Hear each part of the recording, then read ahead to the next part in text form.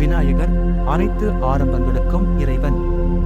அவரது வாகனமான எலி எளிமையின் அடையாளமாக இருக்கின்றது. அவருடைய அருள் நமக்கு அனைத்திலும் வெற்றி தரும். சிறு எலியானது கணேசரின் வாகனமாக ஆன கதை மிகவும் சுவையானதும் பார்ப்பதற்கு துணிச்சலானதும் ஆன ஒரு புராண கதை. ஊரில் ஒரு முனி வசித்து வந்தார். அவர் மிகவும் ஞானமானவர், தவமும் யோகமும் புரிந்து வந்தவர். அவருக்கு மந்திர சக்தியும் இருந்தது. அவருக்கு ஒரு சிஷ்யர் இருந்தார்.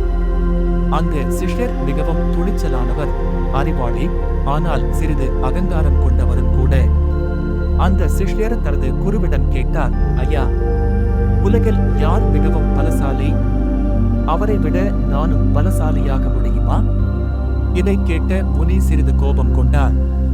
அவர் தன் மந்திர சக்தியால் அந்த சிஷ்யரை ஒரு எலியாக மாற்றினார். நீ எலியாக பிறந்து உன் அகங்காரத்தை மாற்றிக்கொள் என்று சபித்தார்.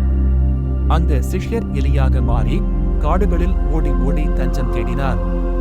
ஆனால் அவர் மனித அறிவு இன்னும் தன்னிடம் இருப்பதை உணர்ந்தார். அவர் தன் பாவங்களை உணர்ந்து மனம் மாறி கணேசரை வழிபடத் தொடங்கினார். நாள்தோறும் கணேசருக்கு பூஜை செய்து பக்தியுடன் தரிசனம் செய்து வந்தார். பல ஆண்டுகள் தவம் புரிந்தார்.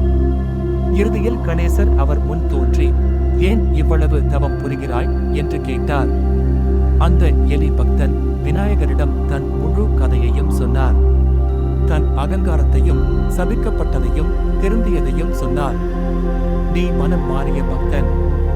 உன் தவத்துக்கும் பக்திக்கும் மதிப்பு தரும் வகையில் நீ என்னுடைய வாகனமாக இருப்பாயாக என்று விநாயகர் அருள் தந்தார். அன்பே சிவம்,